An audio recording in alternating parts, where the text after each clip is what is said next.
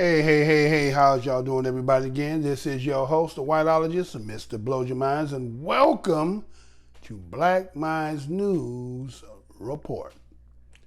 I'm your host, Mr. Blowsurmind, and we thank each and every one of you for kindly clicking on the video. Subscribers, my day ones, the original day ones, what's good, fam? Doing what I can to get back into it. Certain news is coming out here. I say it's prodding and poking for me to come out here to bring another perspective, because I think the corner in itself had got a little lost. There have been some things that have been happening and the corner done got lost. So I think, again, I ain't new to this, right? So I've been in, even though I don't get the exposure, but I'm not in it for that.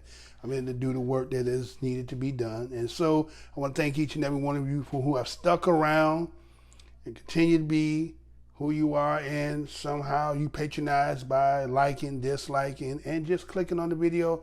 We, Black Minds News, which is really We Up Report. Thank you kindly for doing that. Passerbys, welcome to the most hated show in the black corner of the internet. You can go down the aisle, just getting back in. It's not what I normally do, but this is a temporary until I get to this other thing that I'm trying to do. So I will be doing eventually live. I'll probably do a live show once a week. Try to get myself back into the groove. So again, passerbys, thank you for coming by, clicking on the video. We thank you. So this story here that some people, you might have heard, some of y'all may not have heard of it, right? Where man sues 7 LA County Sheriff deputies alleging he lost sight in one eye after vicious Inglewood beating. Let me say that again. Man sues LA County Sheriff deputies alleging he lost sight in one eye after vicious Inglewood beating. Now, based on what you see on your screen, right, I really don't want to promote that, but we do have to be able to see the damages that was taking place of this story. And it's not to sit here to magnify and glorify and put a scare on our people, but we also have to know that things are happening and they're going to continue to happen. So it is those of us who have been given this to do what we do, is to make sure that you stay informed and abreast of all the things that are happening. Some people, it becomes monotonous and they don't want to be reminded of, but I know a lot of us don't like to have the term or be labeled victims. But when you see this story here, what else can you say other than what it is, right? So what I'm going to do is I'm going to let you hear what that report came across and what it sounded like, and then we'll get back into it. So check this out. So listen to this, and let's get it. Go ahead and do that then. It's another case of alleged police brutality, this time accusations leveled against the LA County Sheriff's Department after a man sustained serious injuries and says he is still suffering more than a year later. As Eyewitness News reporter Rob Hayes tells us, video of the incident now surfacing for the first time, and we need to warn you, the images are graphic. Oh my God, oh my God. Cell phone video once again playing a role in an alleged police brutality case. He doesn't even look human. This clip from May of 2020 shows injuries Christopher Bailey suffered at the hands of LA County Sheriff's deputies. He sustained 64 to 86 total body and face hits. He was pummeled in the face approximately 35 to 44 times. Attorneys representing Bailey announcing a lawsuit against LA County and the 7 deputies involved in the beating.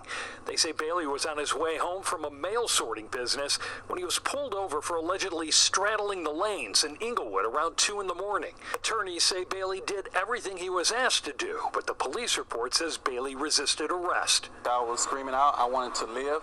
I really feared for my life. I thought I was going to die. He's unable to see in his left eye.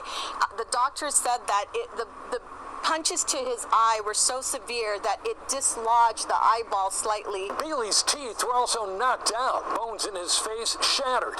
But things grew even worse during the hour-long confrontation. Mr. Bailey recalls that he heard deputies say pull his pants down, and he could feel tugging at his pants, and he was tasered in the lower abdomen near his groin area. The LA County Sheriff's Department released this statement today. All use of force incidents which result in injury are unfortunate. Due to this pending litigation and under advice of counsel, we are unable to offer further details at this time. Bailey's attorney says they want the 7 deputies involved in the beating fired and charged with crimes. This was just a beatdown. This was a gang-like beatdown of a black citizen. Hello, I'm Mark Brown. Get more great ABC7 content by clicking the subscribe button for our YouTube channel.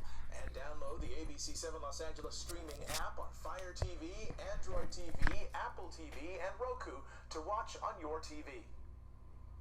All right, so that was the report that came from ABC News. As you heard in that clip there, they had a what they call that, it's so disturbing, right? It's really disturbing to even see that somebody can even look like this, right? That was a press conference, and this had been already going over a year ago. So, see this brother, his name is Christopher Bailey.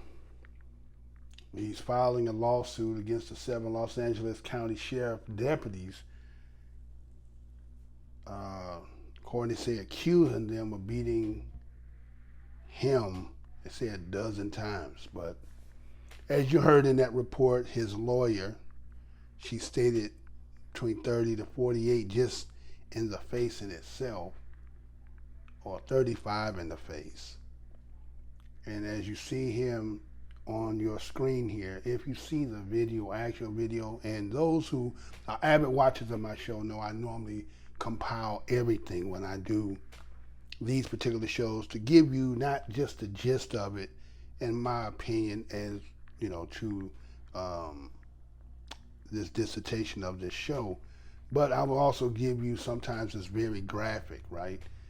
And this here is very disturbing in a sense, because any one of us can be befell, because really there is no protection. And here's the people who are supposedly deemed as protectors in the gist of the sense of it. But when you understand the crux and foundation, you kind of really understand the real trueness of it. So he had broken bones in his face.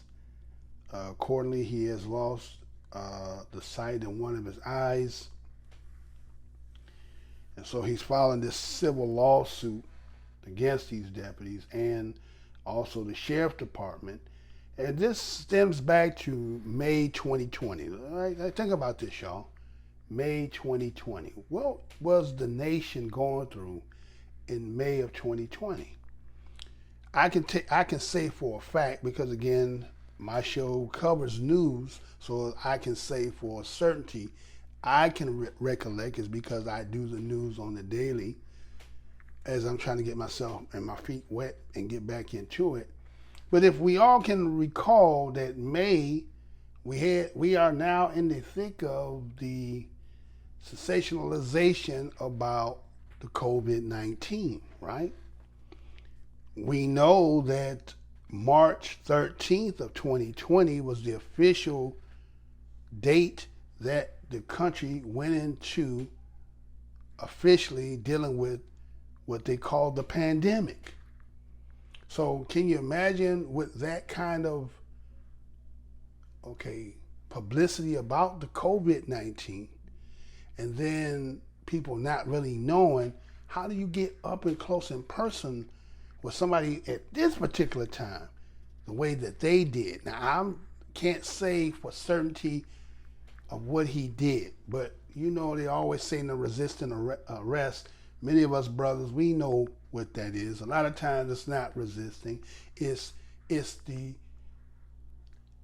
card that is being pulled when somebody wants to use the discretion of the officer versus your word, because they're going to have more weight, because the way the system looks at it, they are wholesome, good, non-lying people. But again, they always want to say the bad apples in the bunch. But when you see situations like this, it takes those bad apples and they cover everything that everybody want to say, which are the good ones. And to show us people from other ethnicities who are looking like that, who have been beat down like that, am I saying it has never happened? I can't say that. But we know the sensationalization of propaganda, how it's putting us in these certain images and light. And we know people have their issues with us per se as Black American people in this country. So to have gotten yourself in that situation up and close and blood being exchanged, did you not, was you so much of a bull seeing red that you would even put your own life at risk, knowing you could have, let's say if my man had the COVID, you would have gotten that of the bodily fluids of being exchanged because of the rage of, the officers of whatever took place and transpired that night. So obviously they wasn't thinking about none of that, this being the heat, the country going through it. And so to see that this Christopher Bailey being beaten to a pulp, to the fact that you heard the woman in the news clip that I played for you, that he didn't look human. I wish I could let you see what I saw. For those, maybe I'll put that in link for those who want to see it. I'll probably put that in the description in this video here.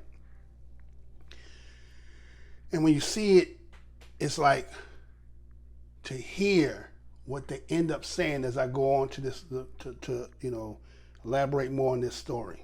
But anyway, accordingly, he was returning home from work. Suppose he's has a mail sorting contract that is kind of tied with the U.S. Postal Service. And so obviously he's coming back home from work. It's 2 a.m. in the morning. You know how it is, fellas. You may come from a night out, coming back from a little rendezvous. It could be women too. I'm not going to make this just all strictly gender for male. But, we can all relate coming back. But I think primarily we as Black men, this situation we know, because when we out there and there's not much traffic and you a lone soul car out there and here come Popo, there's a lot of things that can transpire. And in this situation, it looked like this is what happened with Christopher Bailey. And accordingly, they're pulling him over for something about straddling the line. So straddling the line is what they use to have the probable cause to even get into this interaction, right? So one would assume by looking at straddling the line, it means that somebody either can't keep their car straight, right? Maybe you're impaired, right? So this is what is being used to justify pulling him over. Straddling the line is a discretionary call, right? Think about it. Only the officer can make that call, other than what the video camera might show. But the officer in itself is the only one who can make a discretion as he believes that to be.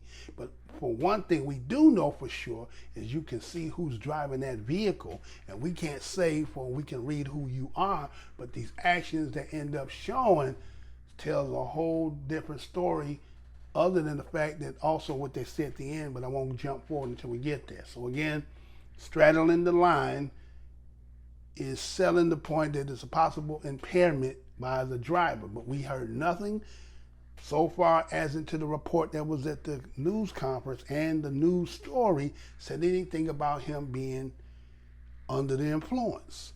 We didn't hear nothing about no drugs, right? And so you see that Mr. Bailey's attorneys is saying that he was attacked, even though that he complied, right? Because a lot of times when people see these stories and they see situations where they see the police being aggressive, it's automatically that we as the black man is always not complying. What happens when you are complying and someone is fabricating or creating a scenario to try to justify where they're trying to make it go? Let me say that again. What happens when you are complying and you're doing everything that you are being asked to do, and yet the motivation of the people who are accosting you, being who they are and the profession that they are, that someone has a gripe, a situation they're trying to create, and you're going to be the culprit? How does one defend themselves? And looking at this story tells about how there's a non-protection from the people who supposedly job is about protecting. No drugs, no guns, none of that was told. So they go with the old kickstand move, right, fellas? Resisting arrest. Again, it's a discretionary call by police. Only police can make the discretionary saying that you're resisting. The judge don't know. The attorney and the prosecutors don't know. The only one know the truth is those who are the officers and you who is being accosted by them. You saying you didn't do none of that, but they're going to say they did. So who's to be believed?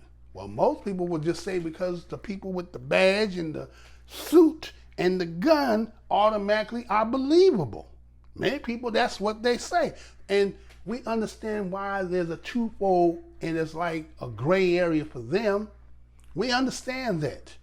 But when you in these situations, matter of fact, the last video that I just did, remember the brother was being pulled over. Accordingly, they say he had about almost 2 ounces of weed. I heard no gun. I heard no alcohol, right? But he ended up being put in a situation. They took him to the hospital. They released him. He goes back to the county. They take him to the county jail. And from him being in there, somehow he ends up dying from what they say acute or fatal acute syndrome, or right? Right? And this is what is being determined.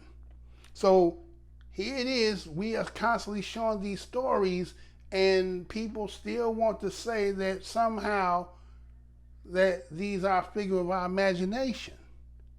So to say to resist is discretion by the officer, whether he wants to say that or not. After the fact, the problem is you got to get through the ordeal to get to the after fact. You understand? You know what I'm saying? That's why people be like, well, why did they run? I'm not condoning saying that running is what you're supposed to do. What I'm saying is, do you understand the fear that's been created? And maybe somebody wants that. Maybe somebody wants to have this fear in you so that when you see them, this automatic control, that we are in control, because it seems like you are getting out of place, and we need to use this as the battering ram to somehow to check you, right? And so we can see as Mr. Bailey is going through all this, Cortez, you heard him say out of his own words, out of his own mouth, he said he was screaming that he wanted to live. Is that a man who's accosting, trying to fight police officer, or is this a man who's in a position that he feels like, I'm trying to let you know I'm no threat to you and spare my life? Now, a lot of people will look at this. Some people say this is, oh, you guys are being weak. You guys are crying. But we could see a situation like the George Floyd, where it was obvious somebody is handcuffed. 4 men are on him. Well, 3 men, right? 4th one was protecting to keep everybody from coming up. But you got 3 men on him, man, that's down. 1 that's on him but is on his neck. But everybody somehow said, well, don't look at that. What about the drugs that was in the system? I mean, honestly, so, it's like they talk about the CRT. Nobody wants to talk about CRT for a reason. You don't want to be seeing the reflections of those who keep fooling themselves that they think they not. I don't know if they think they fooling anybody. It is what it is. Now, in this case here, we don't know who particular this is. Based on what I've seen in the video, they may not be, let's say, they might be a card-carrying white people. They may not be, per se, cut from the original cloth of that. They might be some subsidiaries who have been, given privilege and now have a card-carrying member. You get what I'm saying? And so anyway, they pummeled this man. And according to they said, he sustained between 64 to 86 total body and face hits. Huh? That's like tabulating and watching a boxing match. You know what they be saying? What they call the count. The boxing count. How many punches thrown and how much will the percentage land? Look at the count. Wait a minute. This is a traffic situation. This isn't a robbery in progress. Domestic situation. This is traffic. And then they wonder why we are, out here advocating and talking on behalf, not because, we try to defend people who are criminals. Black people don't defend criminals. If you doing that, then that's part of the game. When you invite Dracula into there and allow Dracula to come in, then okay, it's part of what he gonna do. But when you just a civilian, the L7s, this ain't part of the game. It's not supposed to be part of the game, but look like this seems like this is the easy prey. This is where we can get away with this. And it seems like people are taking advantage, and this is what we're seeing, right? So 64 to 86 total punches in his face. They said approximately 35 to 44 of them was in the face. So this was, watching a fight, tabulating what punches connected and what was the percentage. Might as well throw the percentage in there too. And I'm pretty sure the percentage would probably be 90-something% of those punches all landed, if not 100%. So Mr. Bailey, he lost teeth, broken bones in his face, and he can't see out of one of his eyes over a traffic situation. Over a traffic situation, y'all. And so, as you heard him say in that video, he said that he recalls him hearing some deputies say, pull his pants down. It is, a lot of people like to say we in 2021. And according to the date that we all subscribe and agree to and abide by is 2021.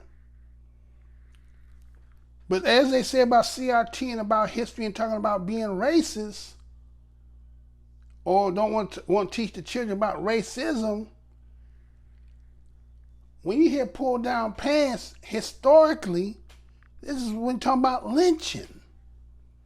We're being castrated, hung, lynched. Private parts take severed fingers, distributed as some kind of souvenir.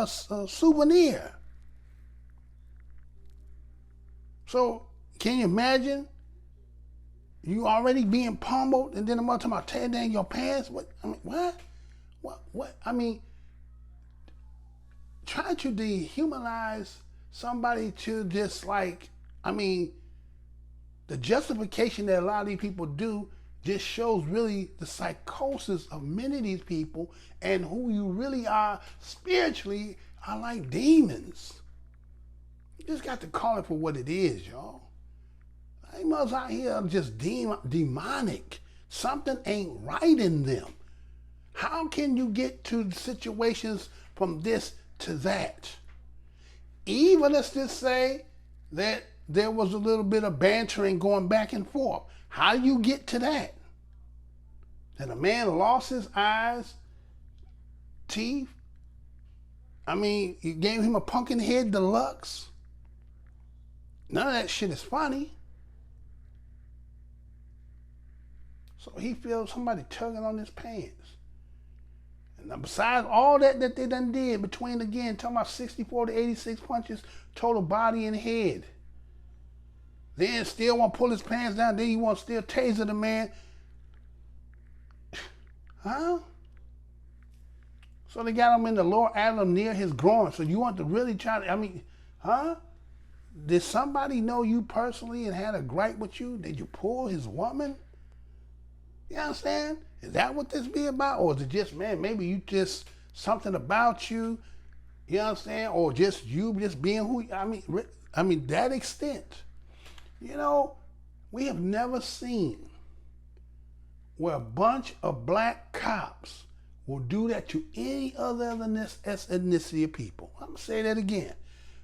Show me the video where you'll see a group of black cops who are patrolling an area get somebody of any other ethnicity other than their own and pull this move. You know why? Because they know in them there's something built in the mechanism in their spirit that they can't do it. So how did that, something in them know that, but the other one, the other side, has no care, has no compassion, and can do it as if like, you know, no consequences. And so with all that had been done to Mr. Bailey, they end up charging him, according to what they said, as you heard also in the clip, what a 3 felony count of resisting arrest. Wait a minute. Felony resisting arrest, 3 count felony resist, so right? 3 count felony resisting arrest. That was the only charges he had. In order to you to have resisting arrest, what was the initial arrest? I know they're trying to change it. I know, matter of fact, I did a video not too long ago that in Chicago, that is part of the requirement now. You can't get the resist unless you don't have an original reason to get to the resist. So what ended up happening in this situation, they dropped the charges. I wonder why. I wonder why they dropped the charges of resisting arrest. What was your initial pullover? It's very questionable to even say that somebody was, you say, tight roping the line. Did you do a breathalyzer? Did you smell the alcohol anywhere in the atmosphere? None of that. No milk. None of that. We just got 3 felony counts of resisting arrest. What kind of mugs do they got out here in these uniforms, y'all? Huh? Who are they putting in these uniforms that's out here roaming in these streets that got free reign, if depending on like a weather vane, according to the way that the wind is moving, how they feeling and how they gonna deal with you.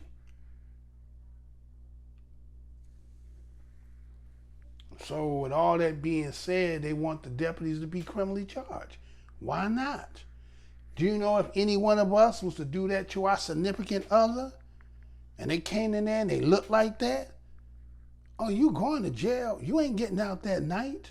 You're going to bond out. If you can get a bond, right? Or you probably get a bond, but you know what I'm saying? You going to get locked up. So to have just say to lose your job, but you done got one for free. You done got one off. Matter of fact, y'all somewhere drinking beer and talking about. See how he, you know what I'm saying? So they made a statement, right? First of all, you heard his lawyer said this was a gang-like beatdown of a black citizen, a gang-like. Some people will say that men in blue are gangs. Because you can have them of any ethnicities and they say blue lives matter. Because in opposition to say that black lives matter, but when you're infringing on black lives matter, I guess it don't matter. And so according to the Sheriff Department statement that they said that all use of force incidents which result in injuries are unfortunate. What? All use of force incidents which result in injury are unfortunate. I just want to pose a question for somebody who's listening. Is there ever any a time when a person is in a position like that, do they ever have the right to defend themselves? I just want to pose that. If anybody should be in that predicament, the George Floyd situation, what Mr. Bailey just went through, right? Is there ever a defense for it? Can you defend when somebody has gone over and beyond their authorities and now it's infringing on your life? Do you have a right to defend yourself? And people want to say what they want to say, but they know that in that heat of moment, that everything and everybody who's coming out there is going to be down with Team Blue. So that's why it's kind of, unless you're ready to just go all out, people comply, they capitulate. But when capitulating don't work, now what you gonna do? Huh? What do you do now? And that's something we all got to deal with, right? And as I talked about the CRT, right, critical race theory, and how they don't want to talk about this and teach this because they say it's going to make people divide and being racist. But in that CRT that you're trying to deny, there's a history that I can take the same situation here and take you back and tell you a story. I can tell you, first of all, I can tell you a man's name. His name was Isaac Woodard. You ever heard of Isaac Woodard? Isaac Woodard. Show Isaac Woodard. Right? Brother with the glasses on right there. His name is Isaac Woodard. Right? It's going back to like 1946, I think it was, something like that, if I'm not mistaken, right? And there's a story in history, and this story in itself made, let's say, countrywide news, and at this particular time.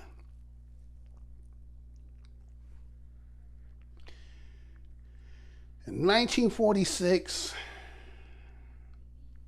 as you see, again, Mr. Woodard is the one in the glasses there. He's an African American. He's also an Army veteran. Back in 1946 in February, he was on his way home after doing his tour as an Army veteran. He was being discharged after doing his tour of duty. He was 27 years old. And so what he did is he got himself onto a Greyhound bus on his way back home, back to South Carolina. For those of us who know going on Greyhound, you know how the Greyhound is. You got that bus ride, right? But at these particular times, I guess they didn't have the facility on the bus. Right? They didn't have a washroom, restroom on the bus. So Mr. Woodard approached the driver and asked if he could, next stop, could he use the washroom? Or could he have time to use the washroom, right? And accordingly, the bus driver didn't like that. Didn't like the fact that, first of all, him being a black man, right? And I'm pretty sure he was suited and booted, had on his, his attire, right? And accordingly, they said the bus driver got disrespectful with him. But again, he's a soldier. Just came out of World War II. Just been honorable discharged. He done did his tour duty. And so he just kind of told the bus driver, you know what I'm saying? Man, treat me like a man, just like you a man, right? So you can imagine that. He know the bus driver picked him up. He knew where he's coming from. He see him dressed in his, it's kind of like when that situation where that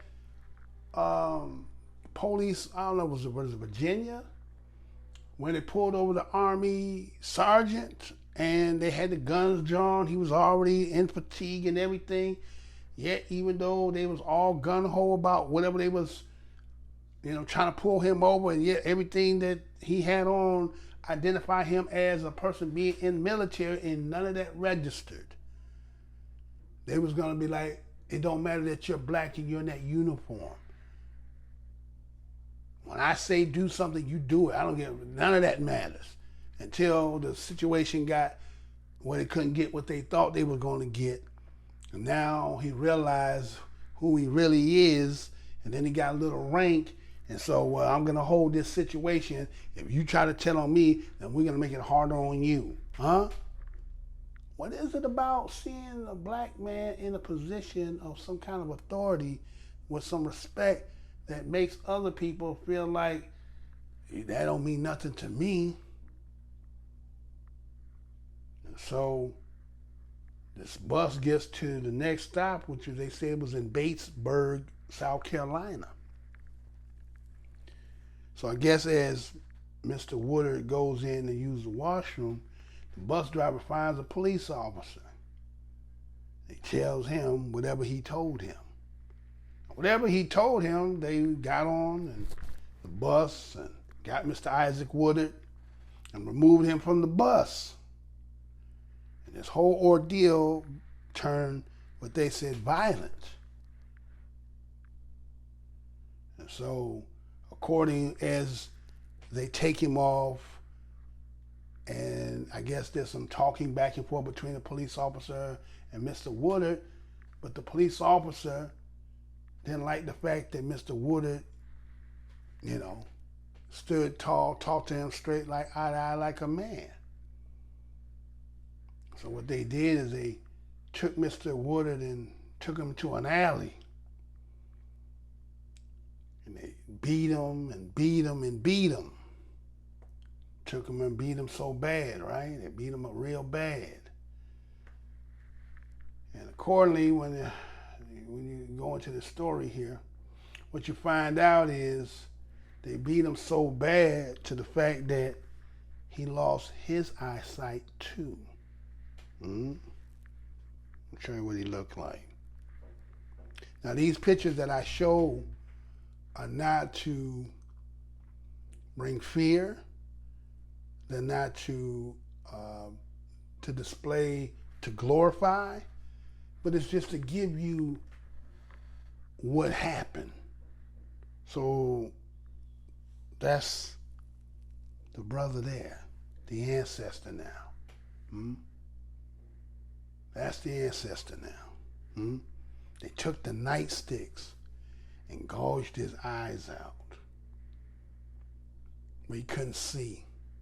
And they continuing to beat him through his duration. Matter of fact, he had been there because he couldn't see and didn't know where he was, till his family sought to seek for his, knowing he's probably coming home, and took 3 weeks. And when they finally get him, he had requested to go to the hospital, still didn't do it, and then take him later on and say, man, the globes in his eyes were too damaged to be reparable or repaired. But see, that's why they say CRT. They don't want this kind of history to be known. All you who just here now who say you don't partake in none of this, ain't none, but these are our family members, and we are the continuous of all that what doesn't happen in history. And so to kind of bury everything and act like things didn't happen it's like, okay, right? So you kind of revealing who you kind of are, right? So can you imagine that, right? Can you imagine that? Gouge your eyes out, man. Because according to, they arrested him, and they did the same thing like they do in 2021. They said they arrested him because he was in the back of the bus with other soldiers drinking beer. Lying. When they presented him before the judge still found him guilty and fined him $50. Huh? Ain't that something? Ain't that something, huh? Now, what I want to show you here is, just like they saying allegedly that Mr. The other brother, that Mr. Bailey, right, is allegedly that he got beat up. Everything that you've seen showed that it was what it is, right? There ain't no allegedly. Like, when you looked at his face, right? You know, allegedly he was beat. He was, right? And so they said allegedly. Now, let me show you at the time when you're going back to Mr. Woodard and the article that they showed, I've seen this. Now, you see Mr. Woodard in the picture there, but you see to the right, right? Those who've been around, remember when we used to read the newspaper, right? You know, a lot of us, we read the sports section, right? Some of us, we read some of the front and some of the middle. But when you see that on the front page of the newspaper and see as big as that picture is, don't you think that's the cover story, that's the main story that title, those letters are pertaining to? And look how they're reading. Shoots minister to death in duel. You assuming that picture is correlating to that. See, this propaganda. They don't want to talk about what really happened, that the police did what they did and gouged his eyes out. You see, the slickness have always been there. It's always been there. But they don't want, see, this is what CRT is about, blocking. They don't want this to be known because this is who somebody is. But we always making things up. We're always crying. We're always bitching and moaning. So, you know how it is, y'all. When we come up, somebody get angry because you start telling the truth. They get heated. They get mad because you telling the truth. So maybe that's all what this is. Why everybody turning up is because the truth, right? The country, the nation, the world is becoming, the spirit of truth is starting to resonate throughout the world. And in that resonation, when you start to paint this mural, and at the end it's going to look like somebody. Right now it's like putting a puzzle together. You know how, for those who know about it, say 1,000, 2,000 piece puzzle? You know how, those who are, my mother, she great at making them puzzles. I remember seeing it in the way she started from the outside and build the outsides and then bring it to the middle. And, unless you looked at the cover of the box, you knew where it's going, but you see that, you can see where it's going, where it's formulated. It's getting to that, looking like that picture on the box. And people are trying to block that. They don't want that to be seen because we're going to make everybody hate. But I ask the question once again. If CRT is to block the say that's going to make people hate, then what has been going on since there was no CRT?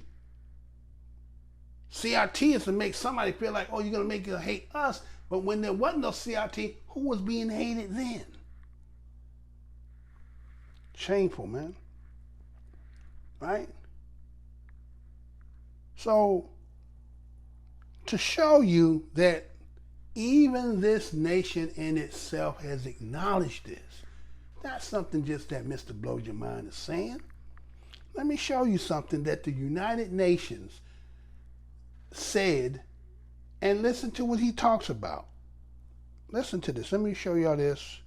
And listen to this.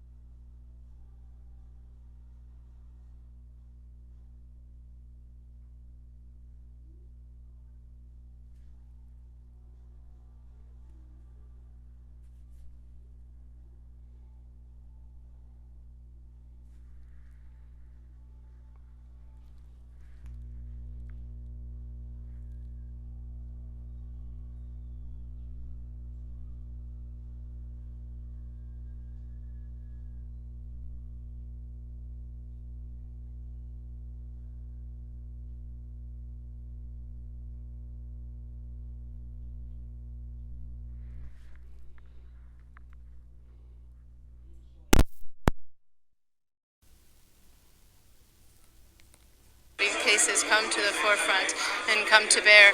What is it that can be done specifically to try and fight such brutality? I think that the United States are in the right track, acknowledging that there is a problem. It is now being acknowledged, and acknowledgement is the first step in efficiently addressing it.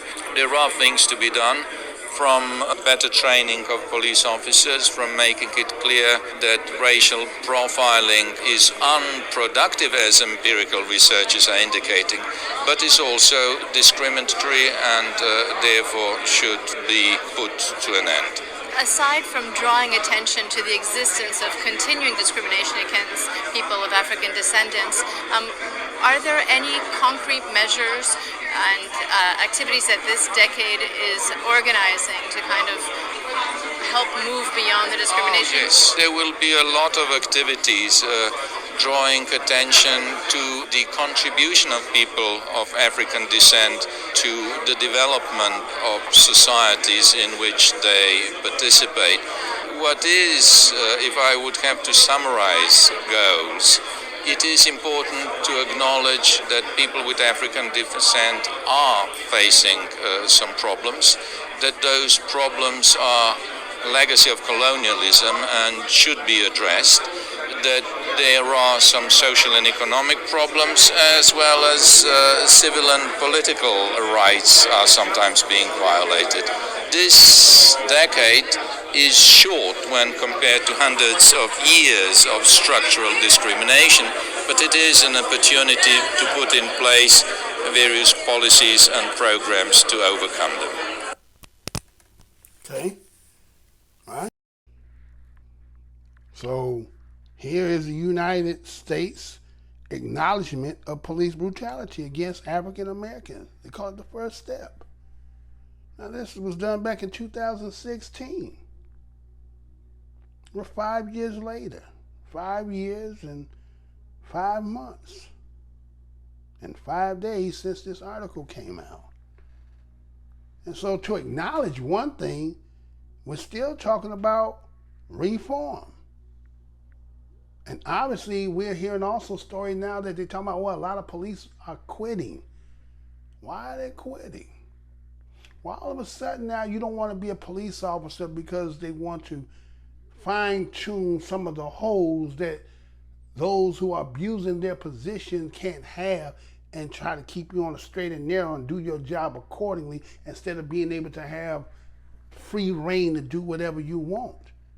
So if people are quitting as police officers because they're tightening and not allowing you to just be able to do cage matches on people, then what was the true purpose of you being a police officer? We understand there has to be a strong hand in certain situations. Fine. You're never going to see society and black people in general, or black people in particular, cry about criminality and the wrongful between police and the criminal. But when it comes to the citizenry, when it comes to the L7s, the civilians, we must speak. We have no choice.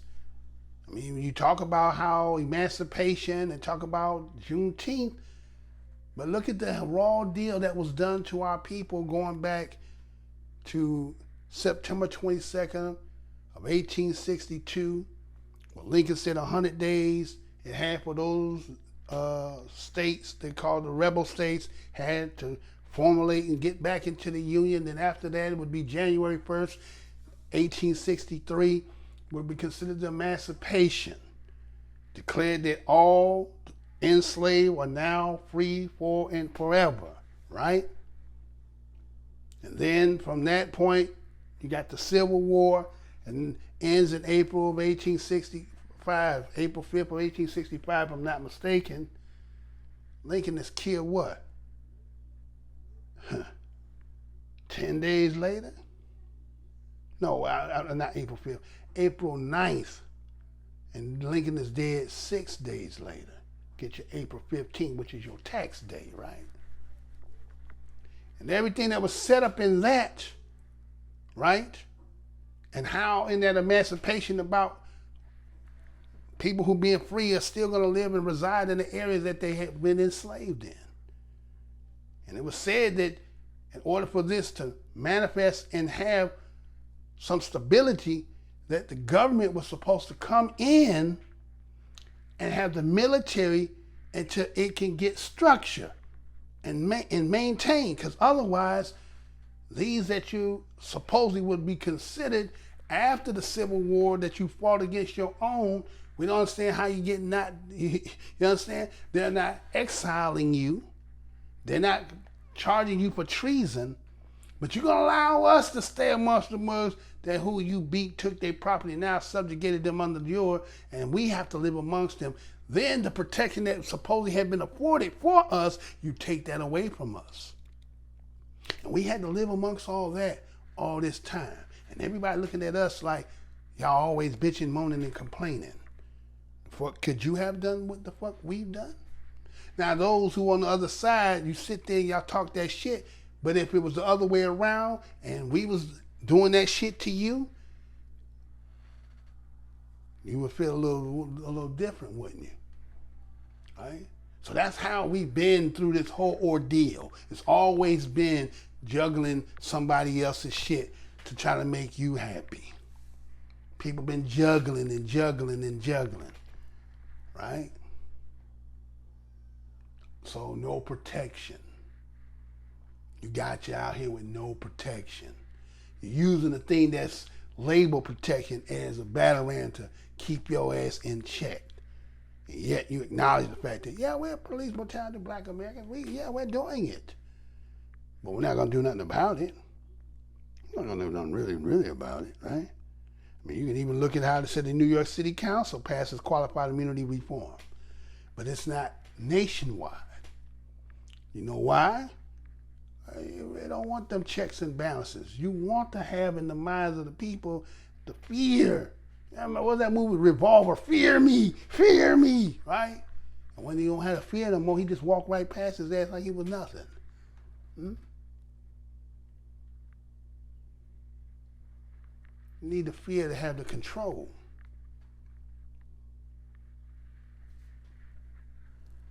So it's kind of crazy, man, that somebody can be looking like this, and somebody can be looking like this, under the guise of somebody claiming that they're supposed to be to serve and protect. But serve and protecting who? Well, y'all tell me what y'all think, y'all. Again, I want to thank each and every one of you for clicking on the video. Just wanted to bring this to the attention and give a little history inside of that. Hope it wasn't too long-winded. But some things just need to be said just for the simple fact that we've always been enduring. A lot of people think we bitching and moaning, complaining. One day, you'll have to, be accountable for your own shit. When it's not a system that you can use your nepotism and money to get you out of situations? What happens when you don't have that control? What happens to people who've been using the slant rig game the whole time and been getting away with everything? What happens when you don't have the control of that anymore? Do y'all ever think about that? Maybe you don't. So anyway, like, share, comment. Anytime, anything you want to send monetary, if that's what you want to do, send it to We Up Report, capital W, capital U, capital R, We Up Report, $ We Up Report. And again, I am the most hated show in the black corner of the internet. Until the next show, y'all. Until the next show.